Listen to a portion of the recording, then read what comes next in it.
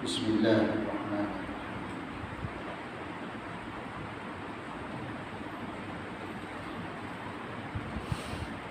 Assalamualaikum warahmatullahi wabarakatuh. Waalaikumsalam warahmatullahi wabarakatuh.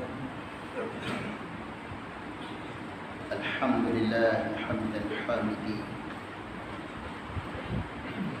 hamdan syakirin hamdan yuwafi ni'amahu wa yukafi'u mazidah. Ya Rabbana lakal hamdu kama yanbaghi li jalali wajhikal karim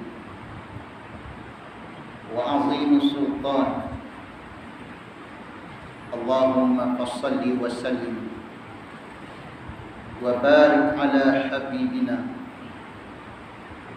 wa syafi'ina wa zukrina wa qudwatina wa uswatina Muhammad wa ala alihi wa sahbihi wa man sara ala nahjihi ila yaumiddin. Amma ba'd. Faqala Allah subhanahu wa ta'ala fi kitabihil aziz ba'da a'udzu billahi minasy syaithanir rajim. Bismillahirrahmanirrahim. Subhanalladzi asra bi'abdihi laylan minal masjidil haram ila al-masjidil aqsa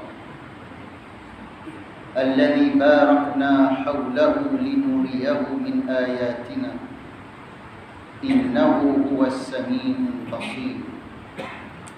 Shadaqallahul azim. Yang saya hormati Tuan Pengerusi Majlis, Perakap Tuan Nazir Masjid Bandung 9, 10, 11 dan 18, Tuan-Tuan Imam, Tuan Bilal, Tuan Siap, seluruh ahli jawatan kuasa masjid, muslimin, muslimat yang dirahmati dan dikasihi oleh Allah sekalian.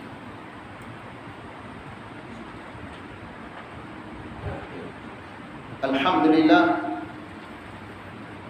syukur hadrat Allah Subhanahu wa ta'ala pada malam yang penuh barakah ini kita dapat bersama-sama berada dalam majlis ilmu. Satu majlis memperingati peristiwa agung, mukjizat Rasulullah sallallahu alaihi wasallam yang menguji keimanan, yang menguji keyakinan, yang mencabar akidah manusia yang hidup di zaman Nabi sallallahu alaihi wasallam dan orang-orang yang selepas itu, sehingga kepada hari ini dia menjadi ujian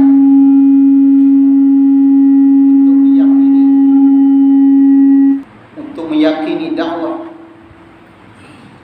ajaran yang disampaikan oleh Nabi Muhammad sallallahu alaihi wasallam,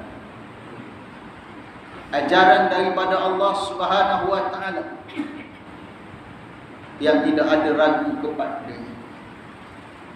Tetapi manusia pasti dengan akal yang singkat, kemampuan akal yang terhad, tidak mudah untuk beriman dan menerima bulat-bulat begitu saja sesuatu peristiwa yang mencabar akal minda seseorang.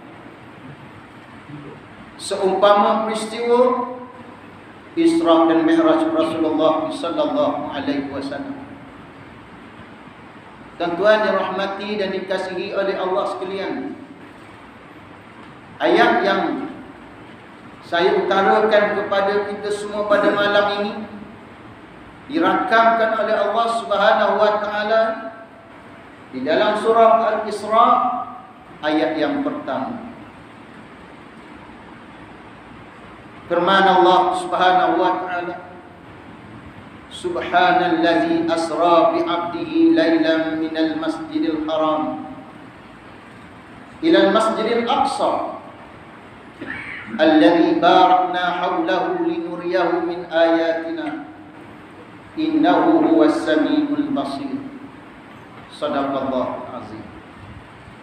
Maksudnya, Maha suci Allah yang telah memperjalankan hamba-Nya pada waktu malam dari Masjidil Haram Mekah ke Masjidil Aqsa Palestin, yang kami berkati di sekeliling untuk kami memperlihatkan tanda-tanda kebesaran kami, yakni tanda-tanda kebesaran Allah Subhanahu wa taala. Sesungguhnya Dia, yakni Allah, Maha mendengar lagi Maha melihat. Ayat ini ayat akidah, ayat kepercayaan, ayat keyakinan, ayat yang mengukuh dan meneguhkan keimanan. Dimulakan dengan Subhana, Maha suci Allah. Allah Subhanahu wa taala yang mengutuskan Nabi Muhammad sallallahu alaihi wasallam,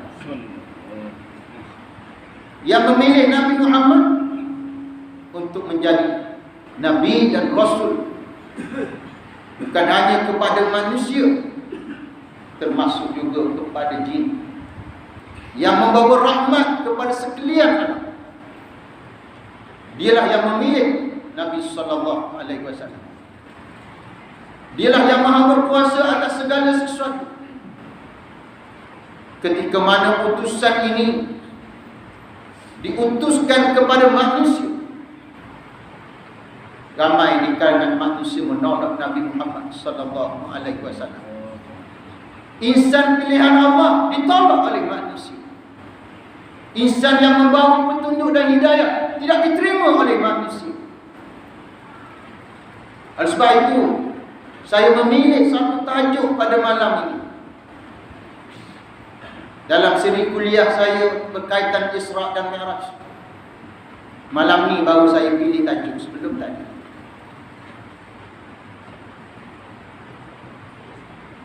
Tajuk yang saya pilih pada malam ini tajuk yang istimewa, iaitulah menjayakan perjuangan Islam. Menjayakan perjuangan Islam. Mengapa Rasulullah sallallahu alaihi wasallam telah diisra dan mi'rajkan oleh Allah Subhanahu wa taala? Apakah sekadar untuk kita dengar cerita-cerita? Saban tahun ustaz-ustaz kita, penceramah-penceramah kita menceritakan kisah-kisah. Satu kisah hingga satu kisah, satu kisah hingga satu kisah. Pada tahun berikutnya diceritakan lagi. Apakah cerita itu tidak cukup? Tidak memadai? Tidak memberi kefahaman kepada kita? Mengapa diulang-ulang? Atau ada perkara penting yang lebih penting sehingga segala peristiwa itu memberi makna kepada kita semua? Nabi Muhammad sallallahu alaihi wasallam telah dipilih oleh Allah Subhanahu wa taala menjadi nabi dan rasul, diutuskan kepada kaumnya, kaum Arab jahiliyah. Selama 12 tahun dari tarikh Rasulullah Nabi Muhammad sallallahu alaihi wasallam, siang dan malam Nabi sallallahu alaihi wasallam berdakwah kepada orang yang dekat dan orang yang jauh, dari kalangan ahli keluarga sehingga orang tua, sehingga berlaku peristiwa-peristiwa hijrah, termasuklah hijrah sahabat-sahabat ke Habsyah dan hijrah Rasulullah SAW ke bumi Taif untuk menyampaikan dakwah, untuk meletakkan Islam di tempat yang tinggi. Apa yang diterima oleh Nabi sallallahu alaihi wasallam? Apa yang diterima oleh Nabi sallallahu alaihi wasallam? Adakah Nabi diberi ucapan terima kasih? Terima kasih Muhammad. Alhamdulillah, syukur Muhammad. Tidak ada lagi lah kesempatan yang lebih indah melainkan kehadiranmu ya Muhammad. Adakah itu yang dilakukan? Itu yang diterima oleh Nabi sallallahu alaihi wasallam. Kenapa Allah Isra dan Mi'rajkan Nabi sallallahu alaihi wasallam? Ketika mana kemuncaknya tentangan orang-orang Arab Quraisy kepada dakwah Rasulullah sallallahu alaihi wasallam. Di saat itu Allah menguji Nabi sehebat-hebat ujian. Allah memanggil insan-insan yang hampir dengan Rasulullah, yang menjadi tonggak kepada perjuangan Rasulullah. Di saat Rasulullah perlukan sokongan dan dokongan, kekuatan dan kemuliaan, perlindungan dan keselamatan, Allah mewafatkan Sayyidina Khadijah binti Khuwailid, isteri Rasulullah sallallahu alaihi wasallam yang paling disayangi dan dicintai. Orang yang sentiasa menenangkan Rasulullah ketika mana Rasulullah besar, gundah gulana. Isteri inilah yang menepuk bahu Rasulullah sallallahu alaihi wasallam, bangun, jangan putus asa. Isteri inilah yang menyatakan kepada Rasulullah, ya Rasulullah, aku korbankan seluruh harta bendaku, aku korbankan seluruh harta dan nyawaku, sekiranya gugur segala daging-dagingku dan gugur telerai tulang temulangku, tidak cukup dengan tulangku, engkau jual kalau tulang-tulang itu ya Rasulullah untuk mendukung perjuanganmu. Ini insan yang ditarik oleh Allah Ta'ala. Seluruh separuh badan Rasulullah telah rebah dalam melayani dakwah yang ini hebat. Kita hari ini menimba Islam dengan senang lenang. Masjid yang terbina, tersegang indah, luas. Nak pergi ke masjid tak perlu berjalan kaki. Ada kereta besar, ada kenderaan yang tersedia. Ada mikrofon melaungkan Allahu Akbar, Allahu Akbar. Ada orang sekat, orang tak senapang supaya tidak habis ke masjid. Ada atau tidak?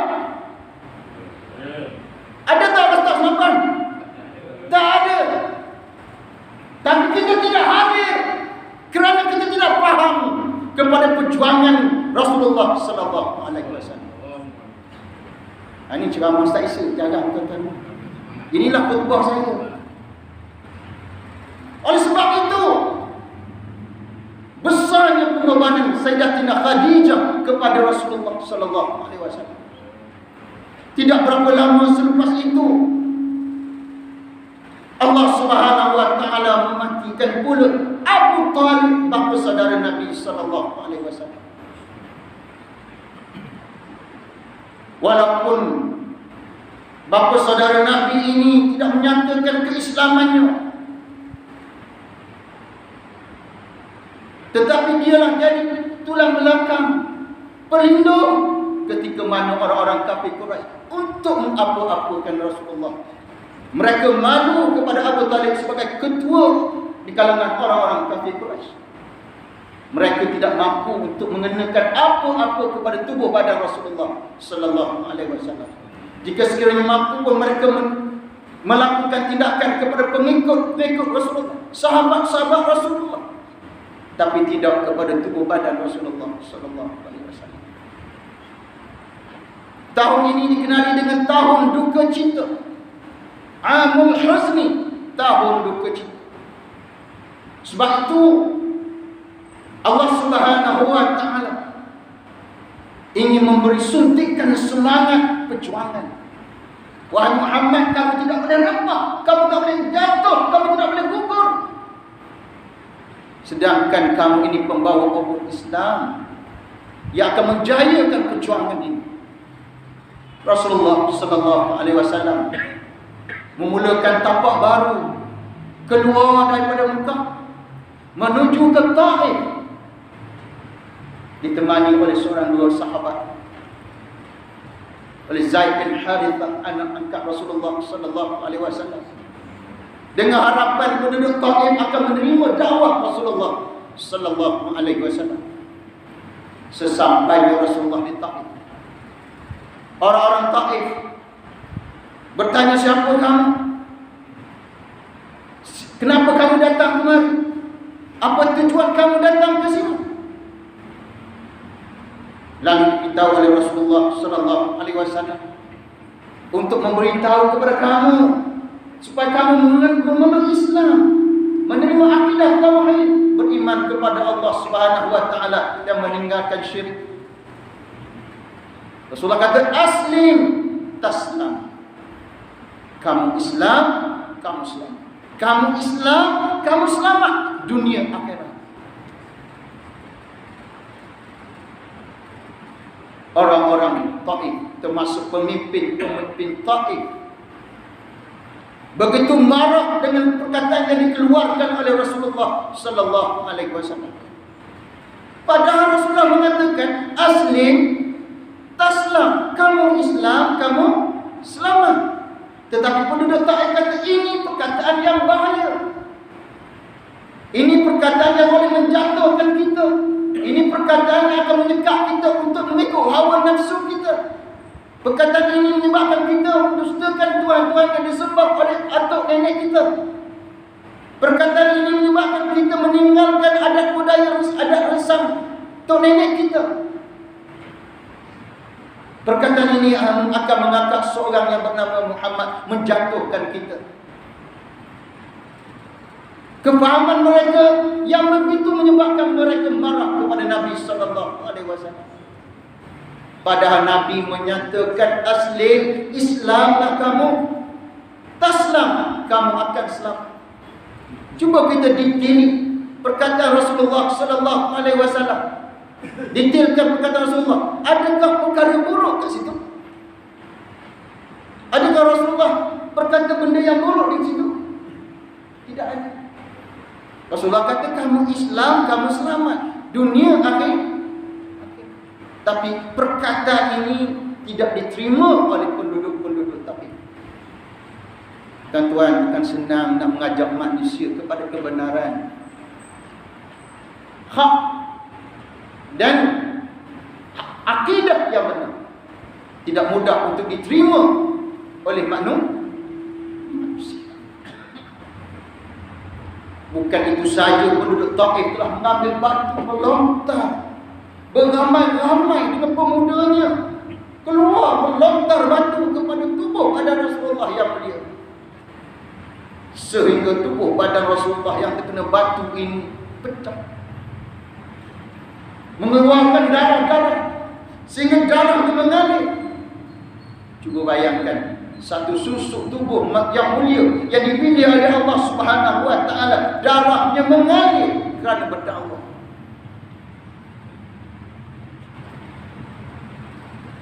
Tidak ada siapa yang memberi pertolongan. Tidak ada siapa yang membentengi Rasulullah. Kalau tuan-tuanlah yang ditapak Rasulullah sallallahu alaihi wasallam ketika itu, apa kata tuan-tuan? Apakah tuan-tuan nak berdakwah atau tidak? Nak meneruskan kerja Rasulullah ini atau tidak? Ini keadaan yang berlaku, tuan-tuan. Oleh sebab itu kita kena renung peristiwa Isra dan Mi'raj ini dari kacamata perjuangan seorang Nabi untuk meletakkan Islam di tempat yang paling tinggi. Barulah kita boleh faham kenapa peristiwa Isra dan Mi'raj ini diagung dan dibesarkan oleh Allah Subhanahu wa taala. Mari kita hayati sampainya Rasulullah di satu kebun milik seorang Nasrani. Nabi SAW berlindung di satu kebun anggur.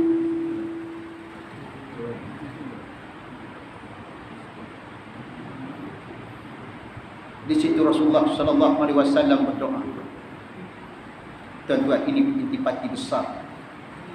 Di situ Rasulullah SAW berdoa dengan satu doa yang penuh rintik, yang didengar oleh malaikat jelas. Pastinya didengar oleh Allah Subhanahu wa taala. Apa doa Rasulullah SAW? Doa yang panjang. Tuan-tuan, mari kita hayati doa Rasulullah yang sangat mensayi. Saya tak pastilah tuan-tuan pernah dengar tak doa ini. Saya tak baca keseluruhan doa panjang. Pengaduan Rasulullah sallallahu alaihi wasallam.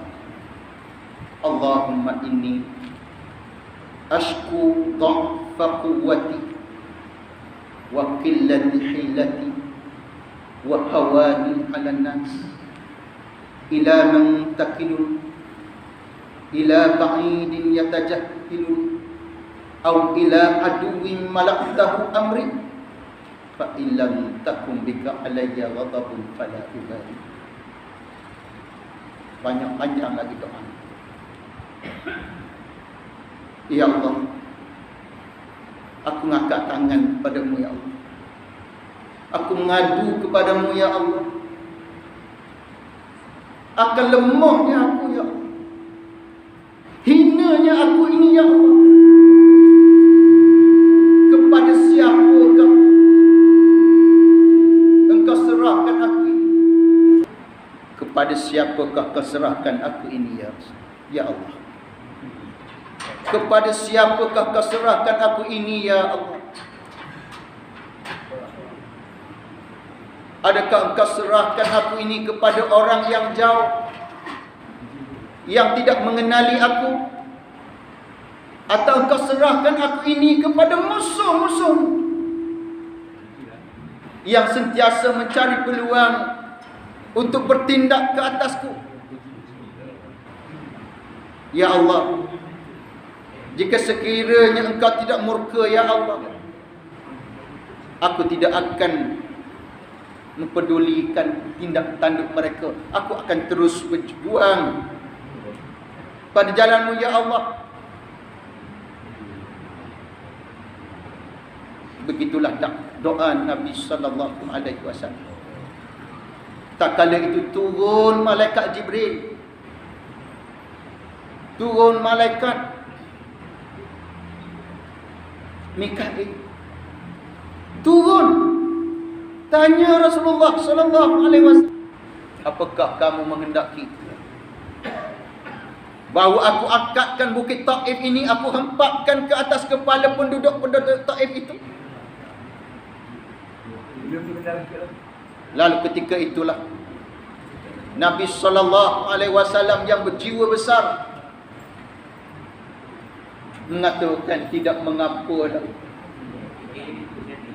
Tidak mengapalah mereka menolak dakwahku ini.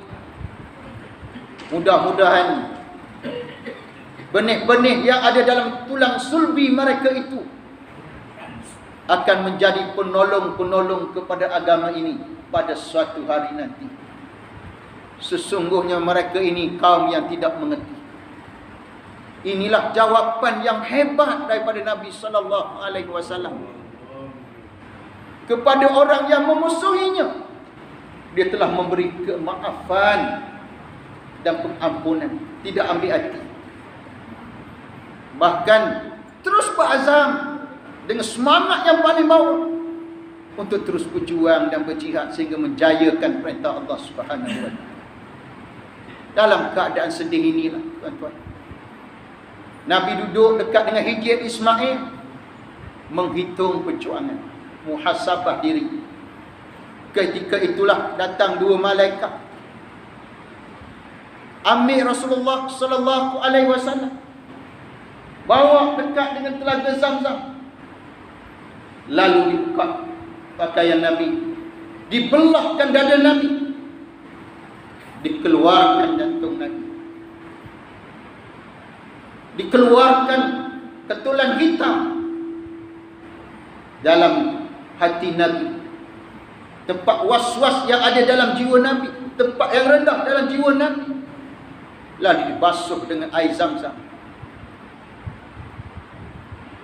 dan ditanam, dimasukkan hikmah, iman, ilmu yang berupa keyakinan, lalu ditutup dan dikhatamkan dengan khatamin nabiyyin. Lalu Nabi diangkat, bawa menuju kepada satu kenderaan yang dinamakan Buraq, yang menjadi tunggangan kepada Rasulullah sallallahu alaihi wasallam pada malam tersebut. Tuan-tuan yang dirahmati dan dikasihi oleh Allah sekalian, Rasulullah sallallahu alaihi wasallam dibawa dengan Buraq, ditemani oleh Jibril alaihi salam dari Masjidil Haram ke Masjidil Aqsa, dari Masjidil Haram ke Masjidil Aqsa. Di dalam perjalanan itu Nabi sallallahu alaihi wasallam ditunjuk kepada 3 tempat. Ketiga-tiga tempat ini sebagai satu tempat yang menyuntik motivasi Rasulullah sallallahu alaihi wasallam. Tempat yang pertama, nama dia Taibah, iaitulah Madinah Al-Munawwarah, tempat yang akan berlakunya hijrah Rasulullah sallallahu alaihi wasallam. Tuan-tuan, orang yang tengah berada dalam keadaan buntu, memikirkan risalah yang diamanahkan oleh Allah untuk dibawa kepada manusia, bila ditunjukkan Taibah, inilah bumi hijrah, terbuka hati Rasulullah sallallahu alaihi wasallam bahawa tempat dakwah, masa depan dakwah begitu luas, bukannya sempit. Cuma belum sampai masa, belum sampai ketikanya. Bila sampai masa, akan sampailah ke satu tempat di mana Rasulullah akan dimuliakan. 13 tahun berdakwah di Mekah, hanya beberapa orang saja yang beriman kepada Rasulullah sallallahu alaihi wasallam. Sampai di Taibah, Rasulullah solat 2 rakaat dan terus perjalanan lagi sampai ke Tur Sina, yang kita sebut Wat-Tini Waz-Zaitun wa Turi Sini. Tur Sina, tempat bertemunya Nabi Musa alaihi salam dengan Allah Subhanahu wa taala. Nabi Musa alaihi salam yang telah memimpin Bani Israel berdepan dengan Fir'aun dan bala tenteranya, yang diberi pertolongan oleh Allah Subhanahu wa taala. Muhammad, Nabi Musa alaihi salam telah dihukum bunuh. Sebelum dia lahir telah ada akta bunuh kepada Nabi Musa alaihi salam. Seolah-olah tidak ada cahaya untuk Islam. Tetapi akhirnya Nabi Musa itu besar dalam istana Fir'aun, yang siang dan malam bercita-cita untuk membunuh Nabi Musa AS. Nabi Musa membawa diri ke Madian bertahun-tahun lamanya. Akhirnya mengambil jalan untuk kembali ke Mesir. Disitulah, di Tur Sina itulah Allah Subhanahu wa taala memberikan perintah supaya pergi bertemu dengan Fir'aun untuk menyampaikan dakwah Islam. Kemudian Nabi sallallahu alaihi wasallam solat 2 rakaat dan meneruskan perjalanan sampai ke Baitul Laham, tempat lahirnya Nabi Isa alaihi salam. Nabi Isa alaihi salam berdakwah dengan ujian sebelum lahir dah ada ujian kepada ibu. Ibunya tidak ada bapa, tidak ada suami. Dia lahir tanpa bapa, hanya kepada ibu sahaja.